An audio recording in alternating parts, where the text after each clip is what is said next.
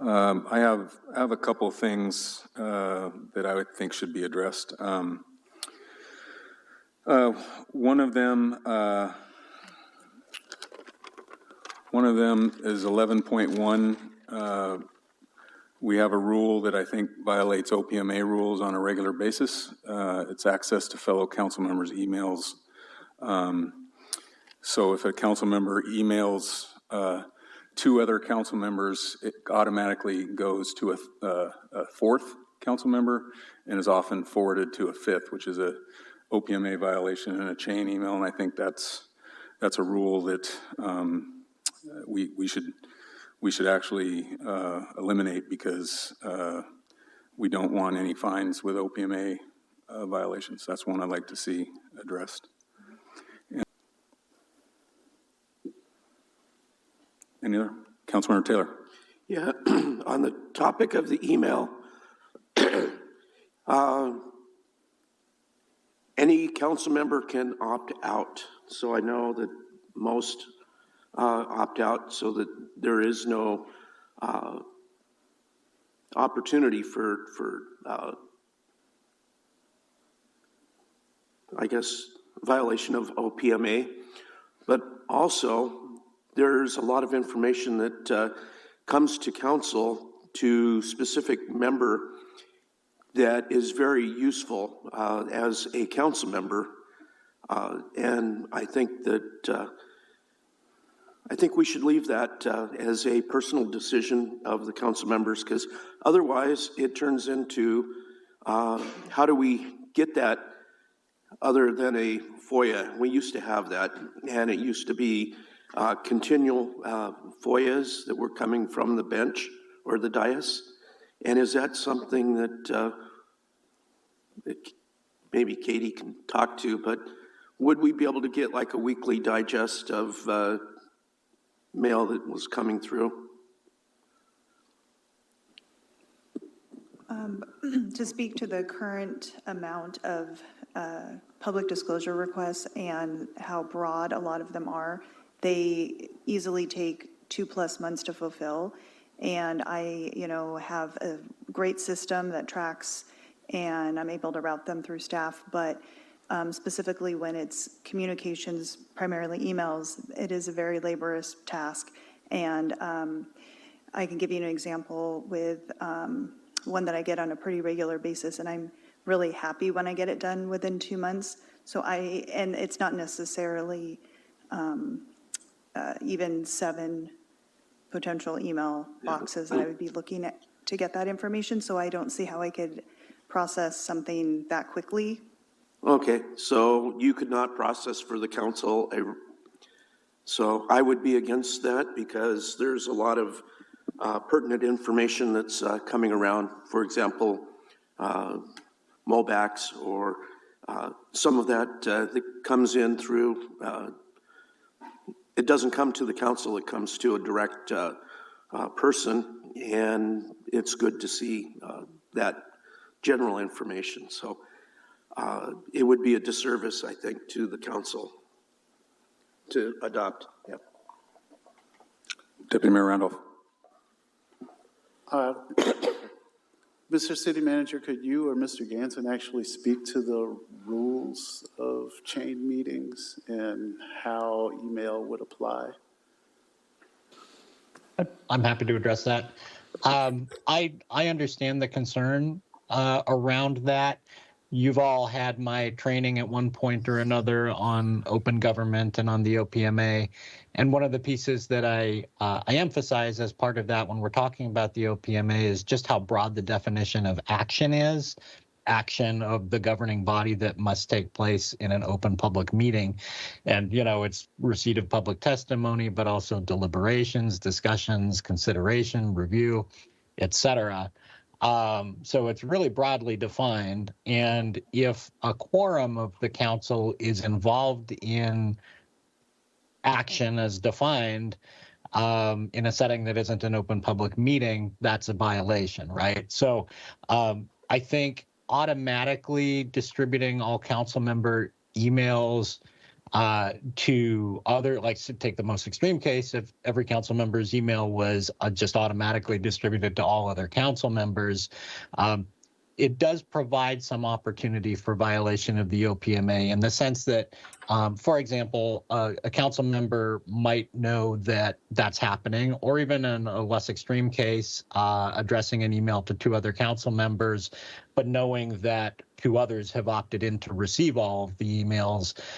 In that situation, that council member can, whether intentionally or not, use that as an opportunity to engage in OPMA action. That is, in essence, engage in a deliberation or a discussion or a consideration of a matter of city business that should be happening in an open public meeting. So it's some of that could be inadvertent, or it could be sort of more or less intentional to try to have sort of perhaps broadcast an argument on a policy issue.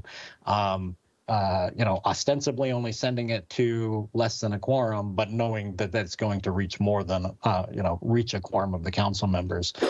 So I think there's some legitimacy to that concern.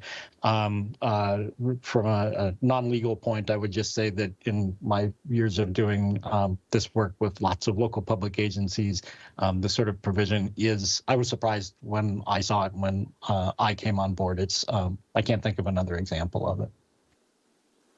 But all that said, if someone was to come to us that wanted to actually say something from a legal point of view, do they need intention, or is it just the actuality of that communication going out to something that creates a quorum? A violation of the act, generally it must be knowing, at least for there to be individual liability. And the courts do look at the intentions of individual officials when they're looking at violations and gauging penalties. So I think intentionality is a relevant aspect to it. But there are also situations where a council or a governing body can, entirely accidentally end up in a violation because, the issue simply wasn't on their radar. So, for example, a council member who has opted in and is receiving emails that aren't addressed to them, perhaps if they then turn around and respond, in just a moment of not thinking, not remembering their training, you could unintentionally engage, end up being the 4th person engaged in that discussion, and then you have a quorum and you have a violation. Thank you for that clarity. Councilmember Bess Campbell. Councilmember Evans has her hand up. She can go first. Councilmember Hart? No. Oh, Evans, sorry. Councilmember Evans. Thank you. So on this quorum, I heard you say that whether intentional or not. So if I were to send something to the mayor and the deputy mayor and another council member is opted in, which I may or may not know about, my intention is to speak to the mayor and the deputy mayor, not to the other person. But you're saying that that could be a violation, correct? Right. And remember, there are multiple potential consequences for an OPMA violation.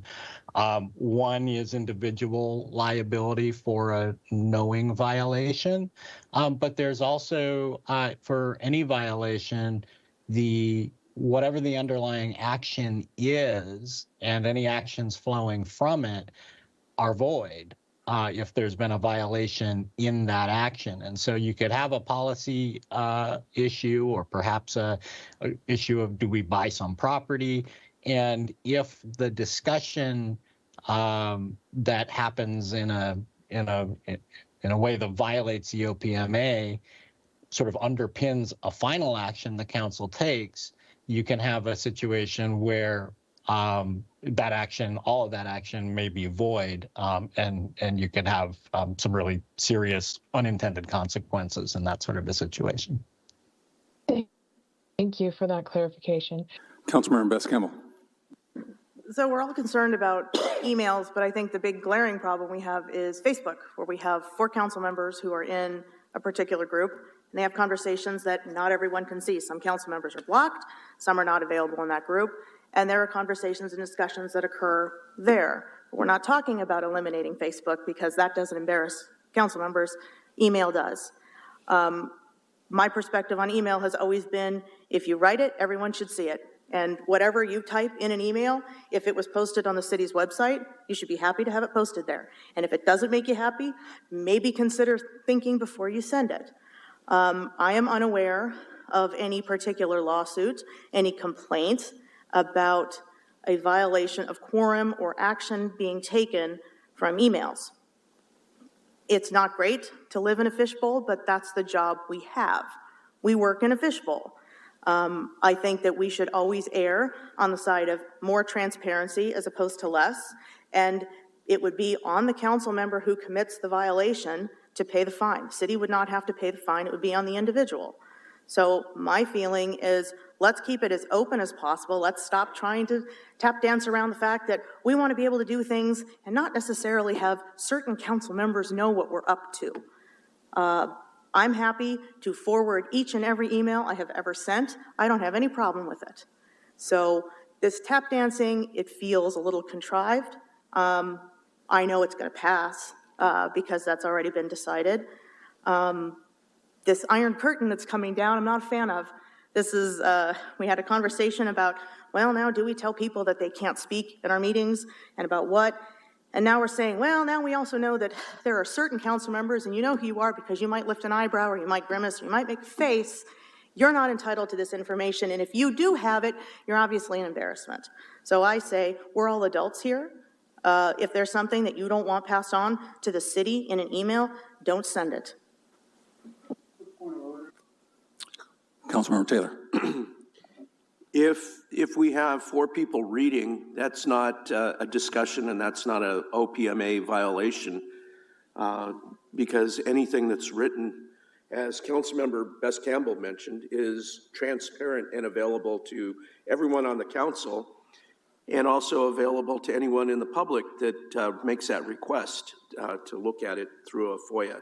And we've all been subject to FOIAs in the past. This is just, I think it makes it easier on Katie if the council isn't requesting this information as routine FOIAs just because we've turned off our email system. And that's what I think would result.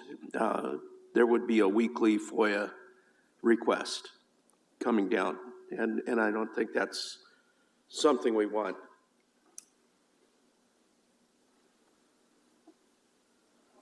Any other discussion about rules?